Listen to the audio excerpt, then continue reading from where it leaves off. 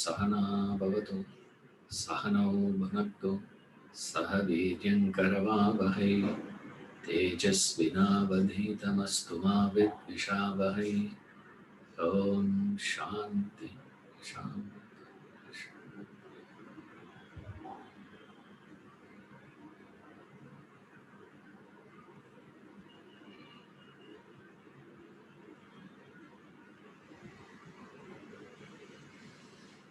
Hari Om.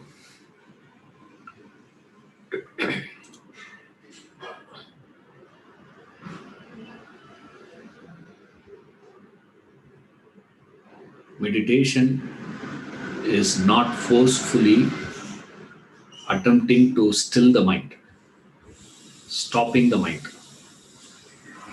Forceful stoppage of mind is not meditation. For this, you need to understand what do we mean by mind.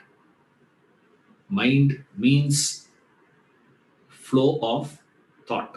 It is called mind, or flow of thoughts.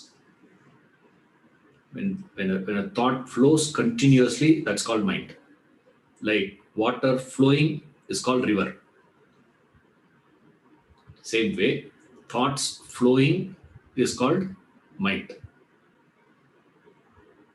Now, meditation is not attempting to forcefully stopping the thought from surfacing. If you attempt initially, you may even succeed in that. Mind may succeed. It's like suddenly when you hear a sound, you stun yourself and turn in the direction and be there for few seconds. After that, nothing is going to happen. You see, same way here. Once we start the attempt of arresting the thought, mind will appear to be cooperating with us, but it will come back with vengeance. Therefore, first thing we understand in the topic, the study of meditation is not forceful stopping, forcefully attempting to stop the thought flow. Then we understand what is not expected out of meditation also. Purpose. What is not the purpose of meditation? The purpose of meditation is not to relax the mind, not to get rid of stress, agitation, depression, etc. Meditation is not designed for that. You may say, sir, we are using it only for that purpose. I have no idea on that part. But meditation was not designed for that purpose. Now you can use it. Now we can't do anything. It's like you can use a microwave oven to roast appalam also. Isn't it? Even I'm very creative. For roasting appalam, you don't buy, my microwave oven. Barbecue. You don't buy barbecue for appalam. The puppet, you don't fry that. You'll just roast it,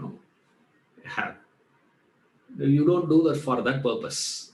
But you can use it. Now, nobody can argue and say, no, you should not. Person who, developed it, that is not the purpose for which it was developed.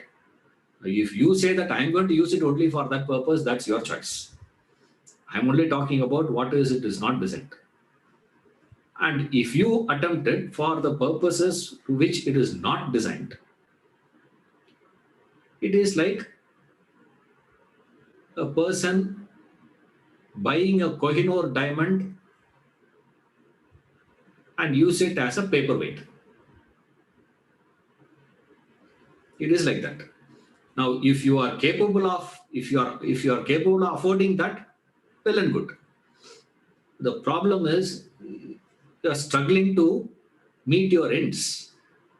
And that fellow says, I'm going to buy a Kohinoor diamond to use it as a paperweight. That's not intelligent investment of his money. This is what the financial consultant says.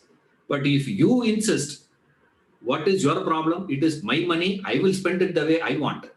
Now, consultant will say, fine, go ahead. Same way is what these masters also say. You cannot be doing it for that purpose. If you do it, go ahead.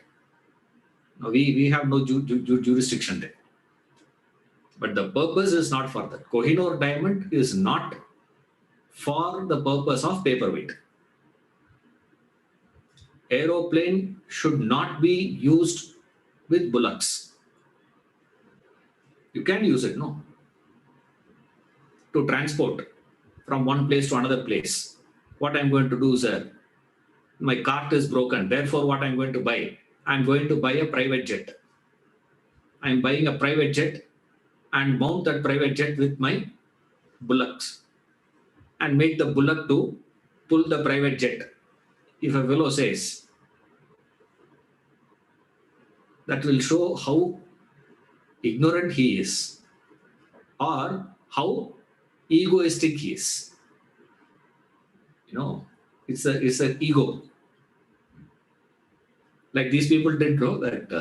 I remember it actually happened in Middle East. Some prince, he bought two Rolls Royce, and some problem happened, and he asked them to come and clear that, attend to it. They didn't come on time. He got annoyed, and he gifted those two Rolls Royces to two taxi drivers as airport taxi. And the Rolls Royce became big issue for them. This board of directors came and met him and said, "Sir, please take it out. Please clear that, please. It is such an insult to the brand." Like that, Patanjali and Krishna, all those masters are coming and pleading you, please don't abuse meditation. It's like Rolls Royce. But, we'll say, I do whatever I want. Now what can we say? We'll say, okay, go ahead. And then face the consequences of it. What is it?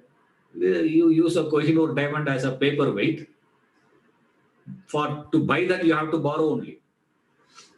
And you are not able to invest it in a business properly or earn profit and repay. What will happen? Bankruptcy. Spiritual bankruptcy is what is happening today in the world. Even though there is so much of effort we talk about in the name of spiritual happening in the world, but it's absolute bankruptcy. All spiritually bankrupt people now. Why, sir? You did not invest your money properly. Your efforts, spiritual efforts, needs to be invested properly. What is the proper investment of that? He says, first, you got to reduce the quantum of thoughts. Then you need to improve the quality of your thoughts. Then you need to give those thoughts a proper direction. Today, the problem we face is too many thoughts and gross thoughts moving in a lower direction. Therefore, what Vedanta recommends is, through the practice of Karma Yoga, Bhakti Yoga, and Jnana Yoga, you attend to the thoughts issues. Through Karma Yoga, you reduce the quantum of thoughts. Through Bhakti, you improve the quality. Through Jnana Yoga, you give it a higher direction, a proper direction to it. Then you can take off. Like Vidyaranya gives this example. Like a bird, he says. You can take off like the bird. You can fly. A bird uses its two wings and its tail. The tail is used to direct, and the wings used by the bird to fly. Same way, through Karma Yoga and Bhakti Yoga, you fly. And Jnana Yoga gives a direction. So through these practices, you handle these problems. Then you reach that state of more or less thoughts. Less thoughts in the sense, the mind without any external stimuli by itself doesn't generate a thought. That's what the meaning of it. That is the first stage of spiritual development. In the spiritual growth, what happens there? First, you are having too many thoughts, base thoughts, all towards the world, nothing towards the higher, lower, nothing internal, external. That is the direction. Now, when it moves in that direction, it will have these two problems. When it moves towards the world, lower, two problems will come. Problem one, too many thoughts. Problem two, low quality. Quality is less, quantity more. When the same gets a higher direction, quantity reduces, quality gets improved. That is a direction. Now, how you know you are growing, you are qualifying yourself means without that external stimuli coming and triggering, on your own the thought comes. That is the initial stage. That is the lowest condition of a human, in terms of spiritual growth. Lowest condition, low condition is this. A better condition is where when a stimuli comes, when a strong stimulus comes, that triggers a thought. Now go back to the basic transactions of life. There are 3 transactions happens in life. You receive a stimuli, that stimuli goes into your system and reacts with the mind and intellect. Then you throw back response to the world. So there are 3 transactions happening in life all the time. You receive a stimuli, that stimulus triggers that desire, that idea, that belief, that value, whatever you call it. Corresponding, it reacts. Based on the reaction, response you give back to the world. Example he gave in the book itself. When you are reading the book, you are getting the stimulus, information. This information goes and reacts. If it is favorable reaction, you will continue reading. If it is an unfavorable reaction, you close the book and leave. Applying the same principle to the class now, you listening to me, the sound, words coming and hitting you, stimulus. This stimulus creates a reaction inside you. Favorable, unfavorable, both are reactions only. Okay. If it is favorable, you will be nodding your head and continuing to listen to me. If it is unfavorable, you will say nonsense and you will switch the channel. You will switch the video. That's about it. You will shut off and move away. This is the response that you give back. This is the transactions happening. Now, what is interesting is, with mind, for it to experience the reactions, it is not dependent purely on the stimulus all the time. It can relive those stimulus which you had received earlier, not now. Somebody said something to you 35 years back. You can recall that word, that statement. Positive or negative, I'm not talking about it. Maybe someone gave you a very appropriate advice at the right time to you. Right? That had made a lot of difference to your life. You recall that now. Your mind has a tendency to recall things. It is not dependent on the current stimulus to trigger a thought. It can recall something and trigger a reaction to it. And then it will give response to the current situation accordingly. Now, as you keep growing spiritually, what will happen? You would not be recalling those memories, creating that imaginary things, and reacting to it and responding to it. Most of the time, if you see in life, you are not reacting to the current statement of a person, isn't it? If you think carefully, it is not you are reacting to what he said right now. In the context of that memory associated with that is how your reaction is. Objectivity is you react to the stimulus. Then what happens, sir? You get detached. When you get detached, what happens? Even if the stimulus comes, it will not trigger a reaction. Mark my words carefully. I am not saying it will not trigger a response. Okay? It will not trigger automated reaction. Only in that stage you are actually responding to the world. Otherwise, you are just vomiting. You're just venting out things.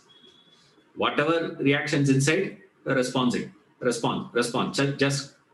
And these three transactions were happening so fast, we don't recognize the space, the gap that is happening between. As you keep growing spiritually, what will happen?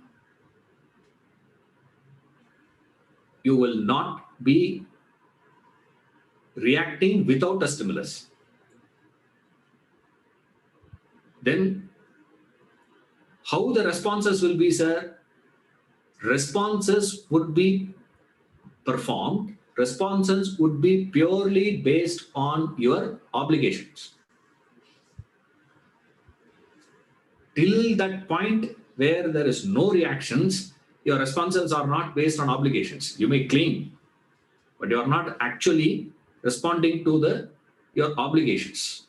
So the reference point for response instead of reaction becomes obligation. Finally, but initially that is not the case. Initially, stimulus, reaction automatically gets itself expressed, manifests, comes out. That expression is what is referred as response to the world. That is not truly bliss. Then first stage, little growth is what? Without a stimulus, you will not be manufacturing stimulus, reacting to it and responding to it. You will not imagine. You would not be recalling. You would not be fantasizing things. That is a mundane life. Little spiritually evolved person will do what? Depending upon the stimulus strength, reaction will happen in him. But only difference is, once a stimulus comes, he can't do anything. Right? He would appear to be a great master or Mahatma, Buddha, like he will appear till stimuli come. Once stimulus comes, finished. You see, one masala vada you keep in front of him. After that, out. Till masala vada is not there, everything will look, he will look, very close to Buddha. That's all. Stimulus comes, finished. Then further growth will happen. What? Any stimulus, he will not be reacting. Only to few stimuluses, reaction will be happening. Rest are all what will be, sir? Rest of the time, he will be responding on the basis of what? Obligation. Thereby what happens? There is no further things happening internally in him. Then what happens? Any stimuli will not trigger reaction inside. The stimuli by itself will not trigger any reaction inside. He will be responding. Does it mean he will not receive any stimulus? Of course he will receive. What will happen with that stimulus, what he will do, that and all is a different equation that we don't have to worry about. But what happens that stage is this. When you reach that stage where in your life one or two stimuluses alone triggers reaction, rest of it doesn't trigger any reaction inside you. Thoughts doesn't gush itself up, nor any similar can come and trigger it and wake it up. That also doesn't happen. Then thoughts will be churned by you and brought out. Only such thoughts exist in that person. No thoughts gushing out by itself, nor stimulus triggering a thought by itself. Both doesn't happen. Only such a person is qualified for attempting meditation. That is where he said it is critical to practice these three yogas: Karma Yoga, Bhakti Yoga, Jnana Yoga. Through these practices alone, this problem can be settled. Now, after you have reached that stage, what are you to do, sir?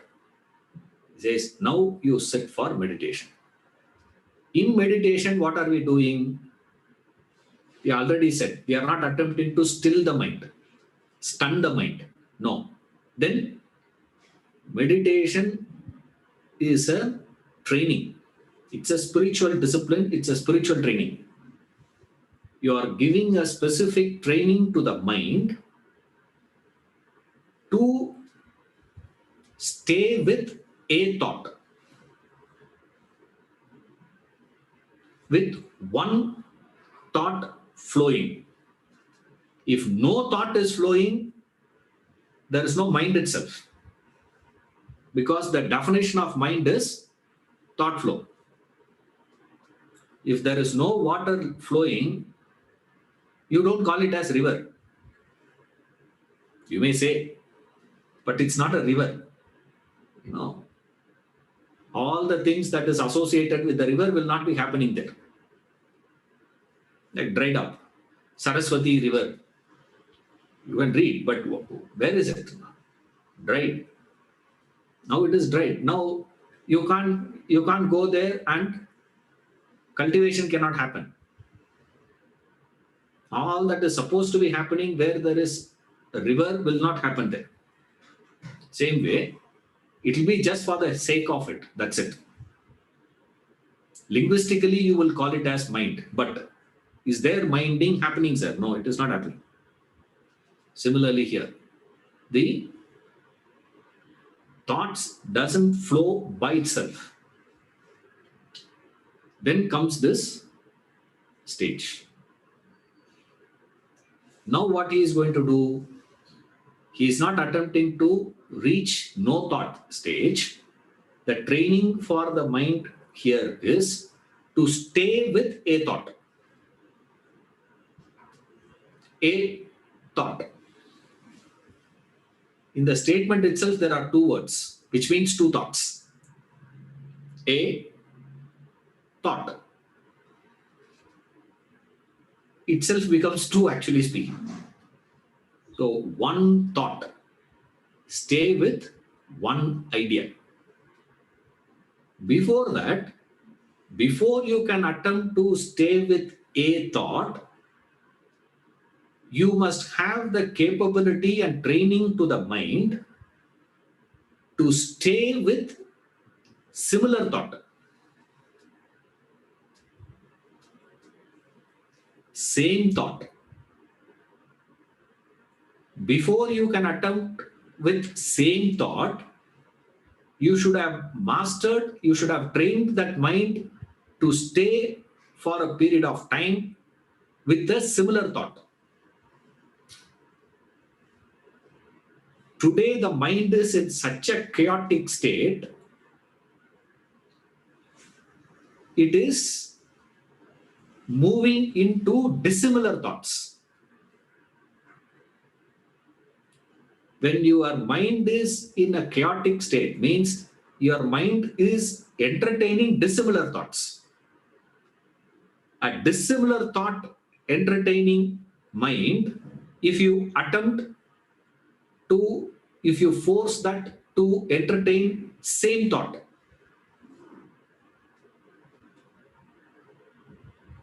your mind will rebel or your mind will collapse. Only two chances are there. Either it will rebel or it will yield and collapse. This is why we recommend, we say don't attempt meditation. You can't simply start meditation. Why? Because define meditation first. What is meditation? Meditation is you are entertaining a thought. Same thought. One thought. Same. Before you can do that, similar thoughts to be mastered. That is what is referred as concentration. Concentration means your mind has the capacity to stay for a long period of time with similar thought. What is similar thought? That is what we attempt in the class here. You know, whatever we discuss, all the discussions should be happening within the parameter of the chosen topic, meditation. You can discuss so many things. If you see, we've been discussing for the last about half an hour. This half an hour, how many thoughts we have entertained? Because every word is a thought. Remember this. What is a thought, sir? Thought means every word. Every word that is uttered is a thought. How many words we have uttered so far? That means that many number of thoughts we have been entertaining. When you are able to stay entertaining similar thoughts, same jati, we say. You see, there should be, and immediately don't say caste. Okay. Our fellows immediately go to, how can you use the word jati here? And one fellow will comment in YouTube. I don't know whether this is coming on YouTube. I have no idea. You know, you come immediately, how can you say jati here, this, that, and all this? We are not discussing politics. We are discussing philosophy. Okay. Same family thought. Same family thought means what? Today we have chosen the topic meditation. In that, what are we discussing? We are discussing the technique of meditation. That also we narrowed down to specific things. In meditation, there are so many things as possible. In that, we are narrowing it down to this. In Vedanta, how much we can discuss? In that, we narrowed to meditation. In that, we further narrow it down to technique. What is the technique of meditation? There we are entertaining many thoughts. But all that we are discussing, all that we are entertaining should be pertaining to that alone. Suddenly we cannot be jumping into the discussion of what is happening between India and Sri Lanka. Now immediately there is a confusion. India, Sri Lanka, you are discussing politics or sports. What's happening in Japan? Now, that's not our context now. Right now, we are discussing this. If you are able to stay for a long period of time, same, similar thought, you are capable of attempting same thought. When you are attempting that same thought, that is referred as japa. When you have mastered the same thought, that is called dhyana, meditation. Both are referred as meditation in English. But in Sanskrit, we use two different words. One is when you are attempting, when you are graduating from similar thought to same thought. You have mastered similar thought. How do we know, sir? Very simple. What is the current state of mind? Am I ready? When you are relaxed, sitting alone, okay, keep your mobile phone next to you. Sit in the room, lock yourself up. Let not be anyone there around you. Whatever thought comes to your mind, speak. Speak for half an hour. Don't speak for 5 minutes. Record that half an hour. And forget about first 5 minutes. Listen to after 18th minute onwards. You will know what is your condition. Dissimilar thought, similar thought, same thought. There is your current position is. This you need to do several times. You do that few more times you do it, and then compare. You will recognize how chaotic your mind is. Such a chaotic mind, you are forcing it to do meditation. What will happen to it?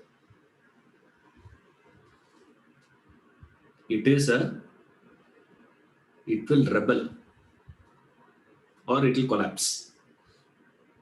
Therefore, Vedanta says you can't bypass meditation, but you cannot start with meditation also.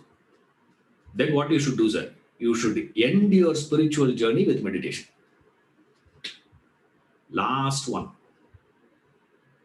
Then the technique is what he is explaining. In meditation, what are you doing, sir? You are entertaining a thought. That a thought is what is referred as chanting. Entertaining that thought. A thought is referred as chanting a mantra. And then he goes on to explain this. What is the mantra? How do you go about it? And what is happening? Right. Now, mantra means a word symbol. That's all. Sound symbol. That's all mantra is. You may say, what is so great about it, sir? Now, you choose a particular mantra. On what basis you choose? There are many mantras. Okay. Now, in this, he's going to explain. He's going to pick up one mantra. But generally, we need to understand what is a mantra. Generally, a mantra has two aspects. A mantra means sound symbol. A sound. Need not be a word. Remember that. Mantra need not be a word. In fact, many recommend it not to be a word. You'll see why. If it is a word, it loses its purpose. There is a possibility. There is a catch. First aspect of a sound is the sound has a very close association with the feel factor. You see, the sound has a feel. For example, You scratch a nail against wall or a steel chair, you push on a granite floor without a bush. Right? If you pull that sound you get. It creates a particular feeling in you. Right? Similarly, when Lalgude Jayaraman plays violin,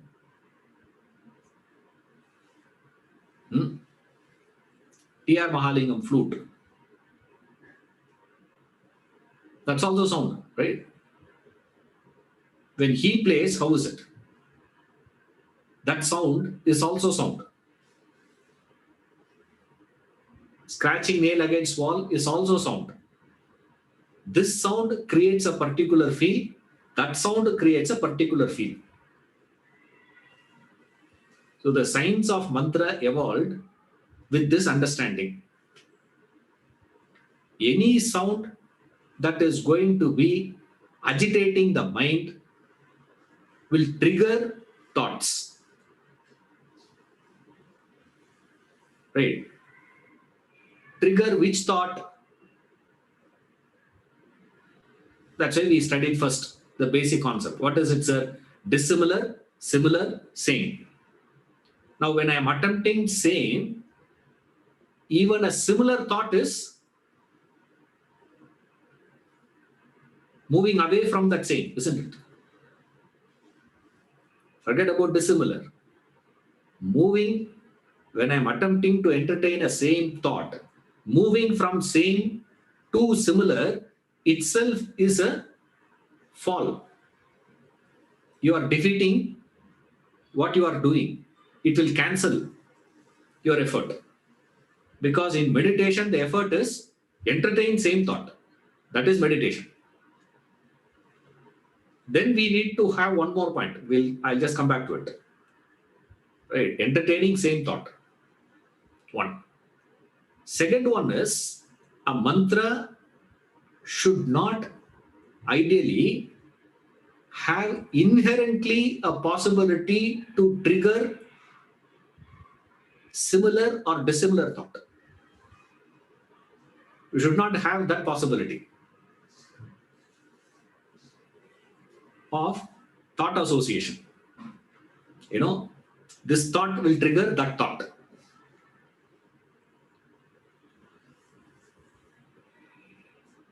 Right? Say, for example, you start chanting Rama, Rama, Rama, Rama, Rama, Rama, Rama. Suddenly you will get the thought of Hanuman. And Hanuman Chalisa, I saw, one lady was chanting Hanuman Chalisa throughout the entire operation, it seems. It became such a big news. On brain surgery. They were doing some brain surgery. She is not supposed to go to sleep. She should be awake. I don't know how they managed it. And they were doing surgery and she is chanting Hanuman Chalisa. 3.5 hours. Surgery is doing. Now, suddenly what happens to me? I say, hey, Rama, Rama, Rama, Rama. See, Rama, Hanuman, Hanuman Chalisa, all this is similar thoughts. But then you have moved far away from similar to dissimilar thought. Of what? Brain surgery. From brain surgery, what you will do? Because of lack of time, I did not continue. Otherwise, I would have continued. From surgery, I will go to, my friend who had a surgery. And from my friend, I will go to my college professor. From college professor, I will go to my neighbor. From neighbor, I will go to something. From where did I start? I started with an attempt that I am going to be repeating just Rama, Rama, Rama, Rama for a length of time, for a period of time. Not just once. Just say Rama, that's it. That is not the attempt of meditation. So, the thumb rule for mantra is what? That mantra should have a pleasing, soothing impact to the mind. At the same time, that mantra should not trigger similar or dissimilar thoughts so easily. That thought association should not happen so easily. Somehow, if you make a connection possible, you can twist and turn your. If that is what your mind is doing, then you are not qualified to sit for meditation itself. So we are discussing all these things, assuming the mind is qualified for meditation. So what is meditation, sir? In meditation, I am going to be entertaining same thought. Not similar, not dissimilar. Same thought. Okay. Wherever a same thought keeps coming, can you call that as meditation? He says no. That is where intellect comes into picture. So far, intellect is not in the game at all. So far, only mind is in the game.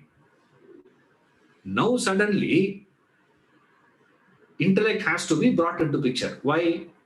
Because entertaining same thought by itself doesn't qualify for meditation. Why? Because similar thought entertainment by itself doesn't qualify for concentration.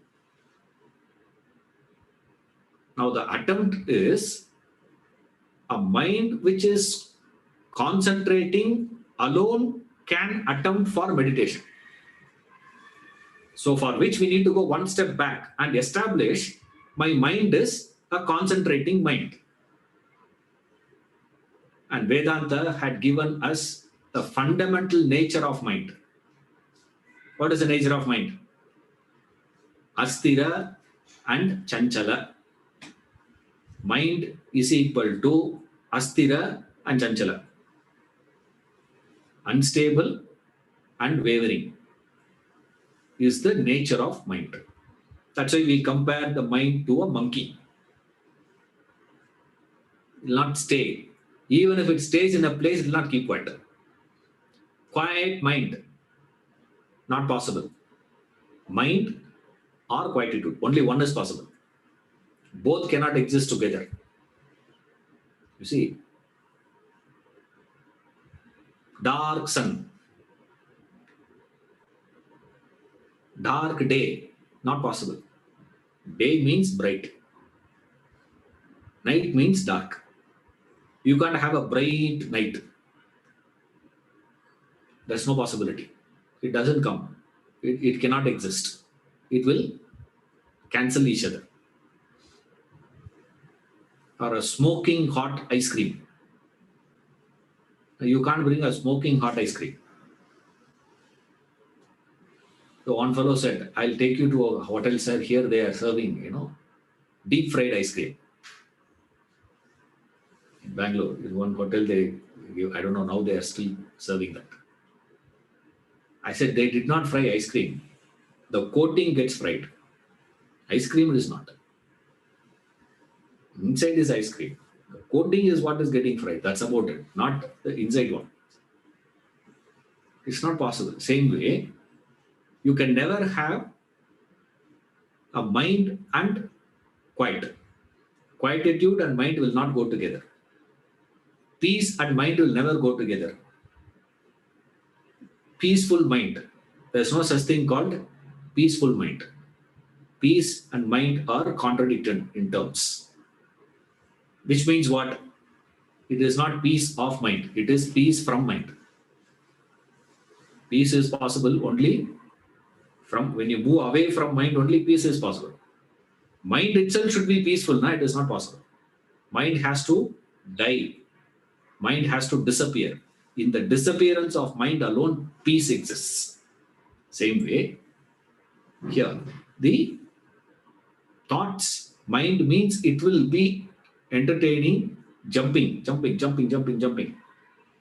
The dissimilar thoughts entertaining mind to govern and guide to entertain only similar thought. Can a mind do it? Can a mind discipline by itself and do it? No, not possible. There has to be someone other than the mind. A disciplinarian should be there to discipline the mind to entertain similar thoughts. That is where intellect comes into picture. So, the dissimilar thought entertaining mind, when that mind is brought under control of the intellect, intellect takes charge of the situation and it gives a particular parameter to the mind. You should entertain only these thoughts, nothing else. Like right now, when I'm speaking out of my memory, isn't it? All these ideas, all there, it just pops out. But when these ideas were popping out, the intellect is giving it a particular parameter.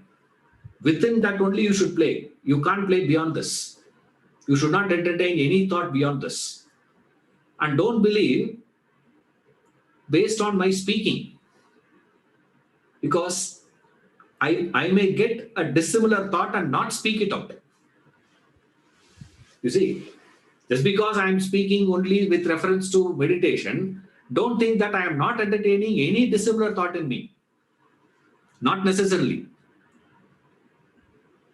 You see, why? Because of training. We are trained to speak. Since there is a training to speak, speech will be happening independently. But I'm just giving it a very narrow example. Don't take it literally, please. Otherwise we will think, okay, only when I am concentration is only when I am doing Vedanta class. No. Wherever intellect allows, you are allowed only this. Nothing before, nothing after. Within that, you play. That is where the similar thought entertainment gets qualified for concentration. Otherwise, it is mental indulgence. A meandering mind become an indulgent mind. It indulges in a particular thought entertainment. And that's where he gives the example of a boy thinking of a girl. Boy thinking of his beloved. Sitting in a park, entertaining thought. What is a thought he is entertaining? He is entertaining only similar thought. No other thought is coming to him. He is entertaining all thoughts pertaining to that girl only. Can it be qualified for concentration, sir? Yes? No. Why? Because the fixation is not given by the intellect. The fixation is given by the desire. Strength of the desire. Since the desire for that girl is so powerful in him, since that feeling is so powerful, the emotion of attachment is so powerful in him, his mind is entertaining only that similar thought. You can't call that as concentration. Why? It is still mind operating by itself. Mind operating by itself cannot be any effort. Therefore, to qualify you for concentration, intellect comes into picture. First stage, what does intellect do? Intellect doesn't allow the mind to entertain dissimilar thoughts. Checkpoint. It fixes the parameter and says you should run within this, like the banks of the river. The banks of the river contain the water. Then it's a blessing. If the banks of the river is not able to contain the water flowing, it is dangerous. It will destroy. Like what's happening now in Maharashtra and all. North Karnataka, Maharashtra, and all is under flood. They say, what is a flood means? It means the water flows so much, the rivers, banks of the river is not able to contain it. It is overflowing. Instead of helping the crops, it inundates and destroys the crops. A benefaction turns into a curse. Same happens at the thought level also.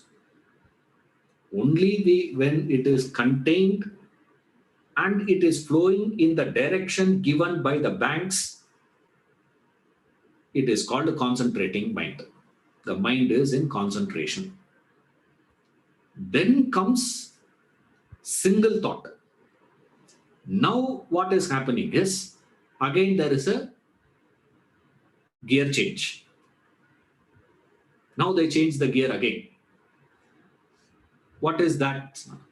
Here it is going to be entertaining, same, not similar.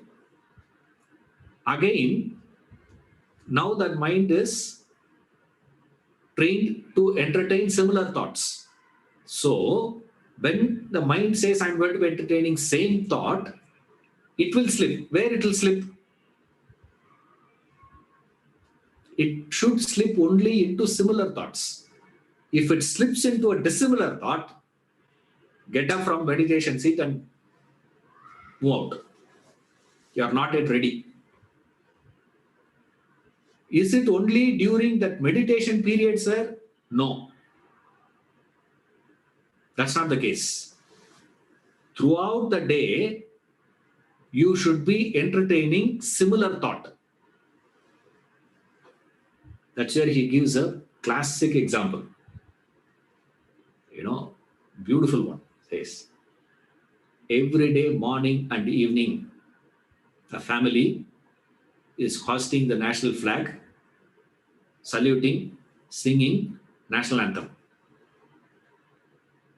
Right? Every day they do it. But throughout the day, what is he doing, sir? All anti-national activities. Daytime what is he doing? He is doing flag hoisting, national anthem, and he is throwing flowers to it. All that, he is doing. But what is your work, Naka? All anti-national activities. It doesn't go together, no. Then what will happen? When he is singing national anthem, which one you will take as a reality, truth? His national consciousness, national anthem singing is true self of that person, or anti-national activities he is engaged in. Which is the true self of him? That's all we ask here. That's the same thing happens to this also. Similar thought itself is a dangerous one. So he says, when you are sitting in meditation, what you are doing? You are entertaining thought. That thought entertainment gets a particular practice. That is where you chant the mantra. You pick up a word symbol, and we have already seen what is the parameter for the word symbol. That word symbol should give a particular feel in me. At the same time, it should not trigger. For a person who is hardcore Tamil fellow, who has no clue of Hindi, the sound ma, what is the thought he will get? Ma. There are Tamil people in the class. What is ma? Tamil ma is what? You can type, no? Yes, sir. Suddenly you switched over to Tamil class. We thought, Vedanta class will come, you are suddenly switching to Tamil. Ma in Tamil means mango. Okay. In Hindi, Ma means what? I think it is mother. I don't know. This I got to know only from Hindi movies only. Right. If anything wrong, you have to go to Bollywood. They have to change that. Ma in Tamil means mango.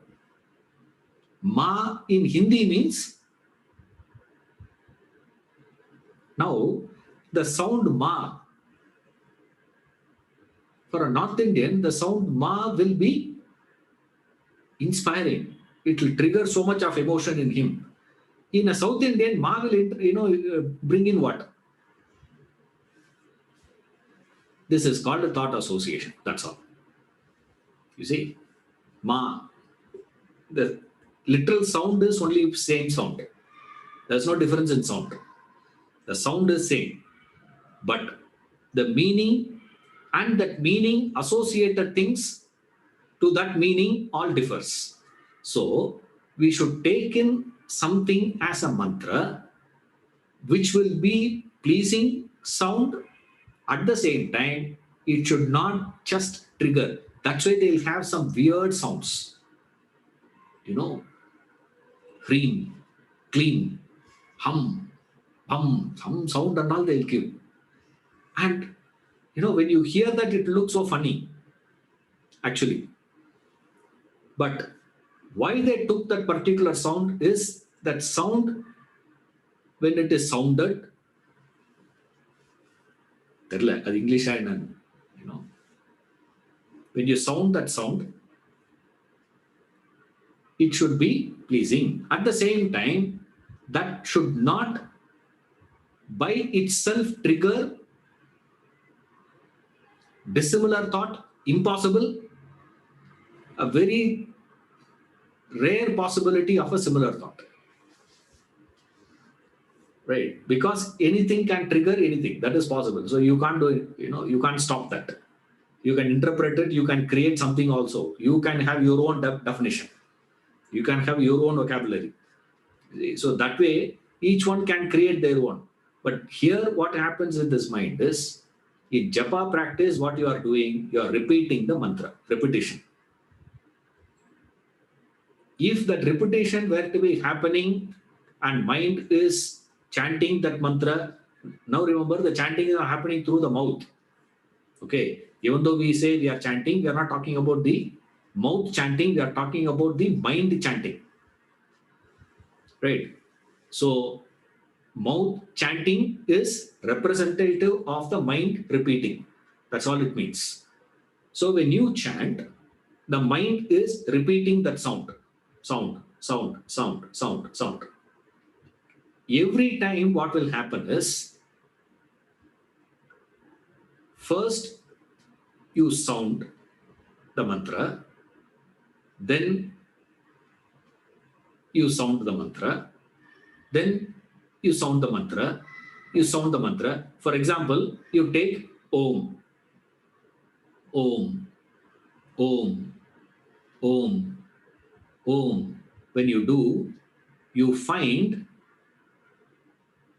your mind not allowed to move away from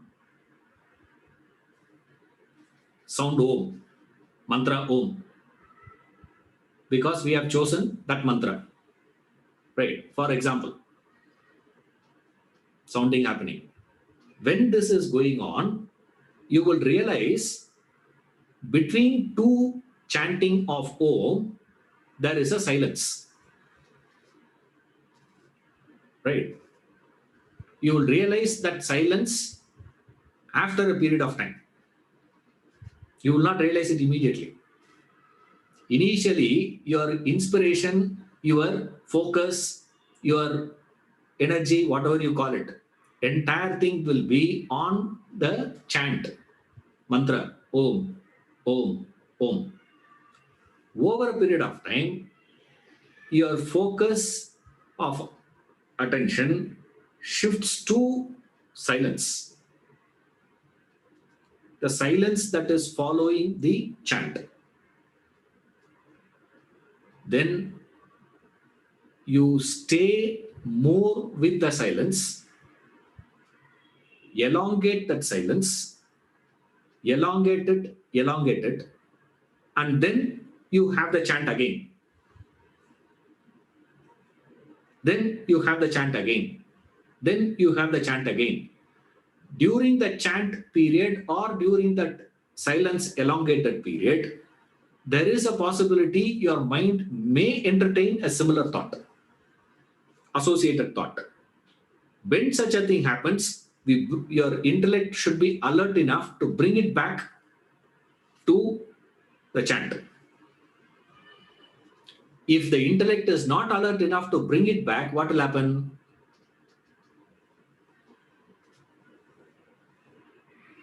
What will happen?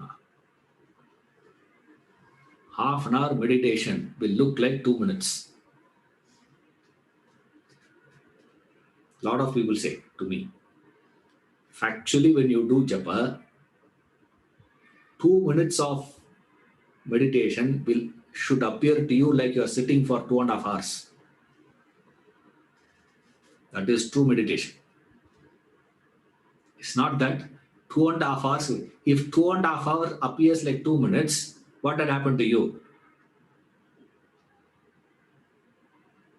Fast asleep. Night 10 o'clock you go to sleep. Morning 6 o'clock you wake up. That duration looks like what to you? Huh? Same thing has happened in meditation. That's not meditation. That is good sleep you had. You did not meditate. When you are attempting that meditation, that concentrated in that silence and elongating that silence to that 1 minute, that 2 minutes will appear like yugas to you. You are there for a long period. Almost it looks like huge period. That will happen over, but in the practice, what happens is your mind is not yet trained to entertain same thought. Your mind is trained to entertain similar thought, but is not yet trained to entertain same thought. So what will happen in the initial stages? Mind will slip to a similar thought. There, your intellect should be alert enough and strong enough to pull the mind and put it back onto the same thought. Then again what you do the chant. Stay with that chant and register the silence. Elongate that silence a bit consciously. And elongating the silence will look so much of tension, so much of pressure, so much of pain, as a result of which the mind will slip into another thought. Like this 2-3 times you do. When it gets beyond a point, you get up. When you are getting up from the seat of meditation, japa, you should be fatigued, not fully energized. After meditation, I am feeling fully energized, naka, go back. Good sleep you had. Because meditation is the highest, subtlest effort possible by a human mind and intellect. Most complex and most subtle effort that is. How can you be so casual about it? It is so much of effort. You would look tired. After meditation, japa, and what I'm still talking about is a japa. Dhyana comes only in the last of the chapter. Okay. In the beginning of the chapter, whenever he uses the word meditation, put within brackets japa. He is referring to the japa practice.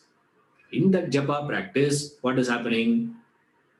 Intellect is alert and intellect is allowing the mind to entertain only same thought.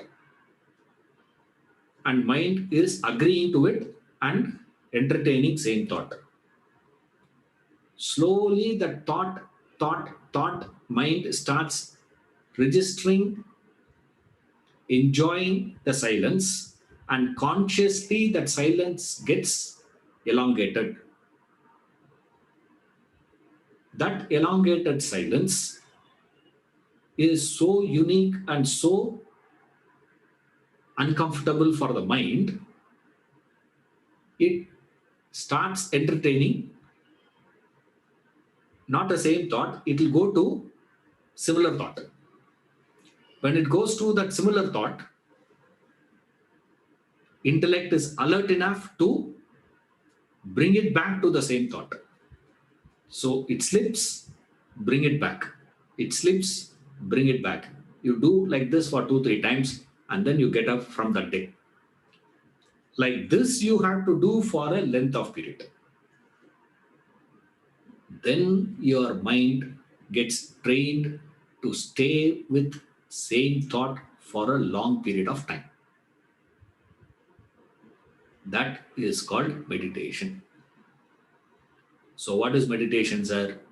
Meditation means mind entertaining a thought, single pointed thought, single thought, under the governance, alertness of the intellect.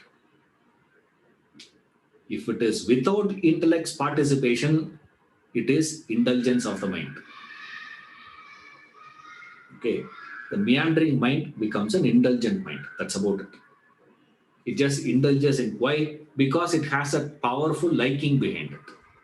Example, the boy thinking of his beloved, like that. So there you don't call it as concentration. But this is the process. This is what is happening in the technique. Now further we will see. Because today recap itself is over in the class. You know, there, so many ideas are there, but we'll see one by one. So remember these points when you plunge into meditation. We'll see you in the next class. Thank you. Hari Om.